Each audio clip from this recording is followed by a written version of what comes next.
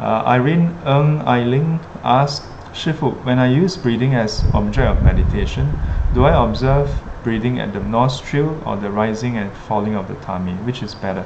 Haha, good question. So,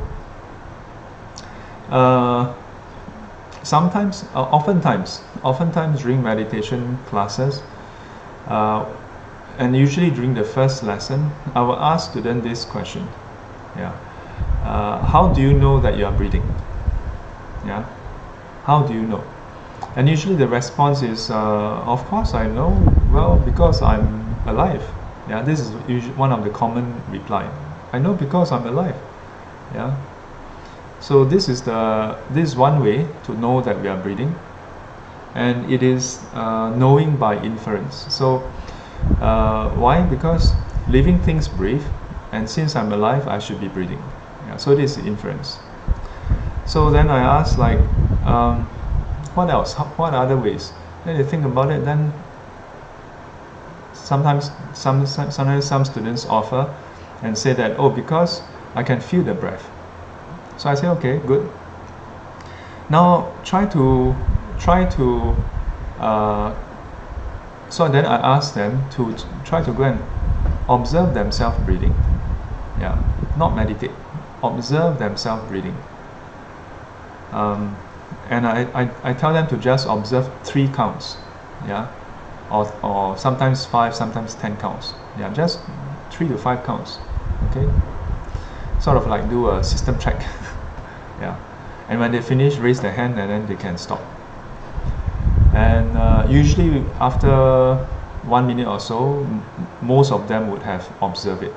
Yeah, and after that, I will ask the students, like, how many of you observe it at the nose tip or upper lip area? And then a certain number would raise their hands. Not all, a certain number. Because right at the start, I never give them instruction on how to observe. Just observe, just be aware, right? But some of them naturally observe it at the nose tip area. Then I ask them, how many of you observe it at the diaphragm area? Yeah, and some of them would say yes, they observe it there. Yeah, and likewise, not all of them, not the rest. And some of them would just say that they observe it by just that general sense of the whole body, the chest area, breathing in and out. Yeah. And so then I tell them that, so what does that tell us? Wait, hang on, let me just make sure that the comments are updated. Yeah. So then I ask them, like, so what does that tell us?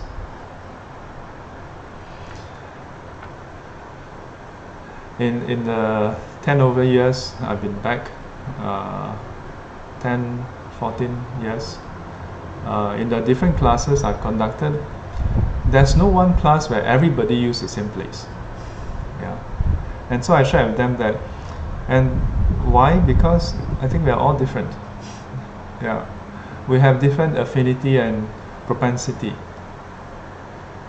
And I share with them about how I've visited different centers and trained under different teachers, and depending on which lineage they are in, and depending on the teachers, sometimes certain teacher from a certain lineage, they teach a multiple set of methods, because from their own experience, they find that certain methods work better than the other. Yeah. So I reckon that certain teachers, they teach the observation of the breath here, maybe because it works for them. Yeah. Maybe because it's very natural for them. And then certain teachers, they meditate observing the diaphragm, the abdomen area, because it's very natural for them. And then there are those who observe in the chest area, so because that's natural for them. Yeah. So usually in my classes, I don't enforce a certain particular area. Yeah, because I've trained under different teachers who teach different areas. It cannot be that only one particular one is correct, and then the rest, what are they doing? They're just sitting around. Because each of these are they are all legitimate lineages with that dates back several hundred years. Yeah. So, or thousands rather. Yeah. So, which area is the best? An experiment I ask students to do during meditation class is this. You all can try this at home. So maybe you are sitting on the floor, maybe you are sitting on the chair or something. So use your palm, and if you're on the floor, put your hands on the floor. If you are sitting on a chair, use your hand to like hold on to the table or something. Yeah. And then I ask you some question. Okay. And if let's say I ask you, is the floor or the table is it hard or soft? Yeah, and then you think about you go and you answer me. Yeah, is it hard or soft? And then I ask you, is it rough or smooth? Is it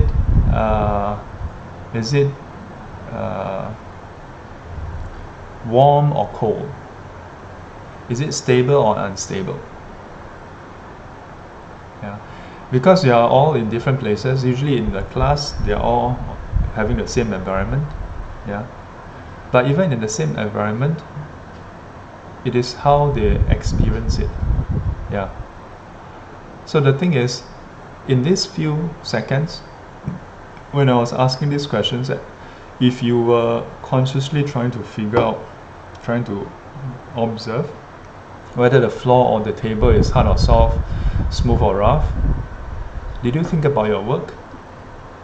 Did you think about your family? Do you think about anything else? If you do it attentively, chances are you probably wouldn't have thought of anything.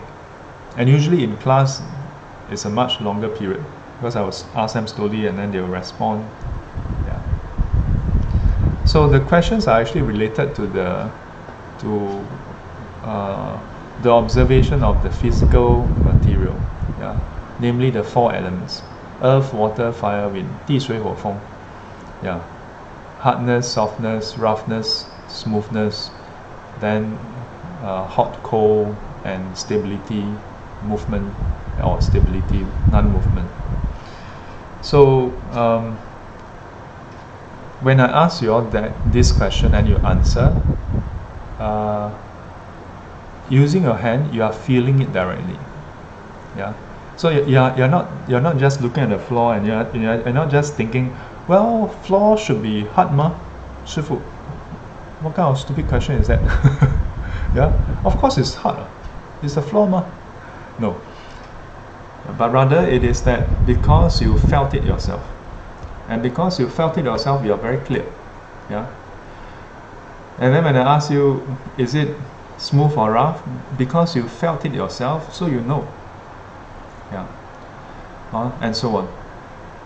So similarly, when we meditate and we observe the breath, we should observe to the same degree, yeah, that same clarity, where we feel the breath. Such that if someone asks you, are you currently having in-breath or out-breath? You know that it's the in-breath because you felt the in-breath. You know that it's out-breath because you felt the out-breath. Yeah? Or you know that the breath is long, you know that the breath is short because you felt the length of the breath. Yeah? So in Buddhism, when we say be aware of the breath, it has to do with this. So not thinking about the breath, not speculating about the breath, but directly being in touch with the breath. Yeah, as to whether to observe in the nostril or the rising of the tummy, you can try observing one of them. Yeah, for different sittings, or in one sitting observe for a few minutes and then observe the other side for a few minutes. See which one works better for you. Because I mean, if you ask around those people who have practiced under different teachers, they will tell you that, yeah, I've been doing this particular practice for a while, but the mind is always all over the place. The moment I switch, wow, immediately my mind quieted. Now sometimes it is that the foundation was laid using the first technique, and then when you switch to a second technique, cashing out, and then you get good sitting. Yeah. Important thing is, if you choose one, stick to it. Yeah, don't keep on switching back and forth, huh?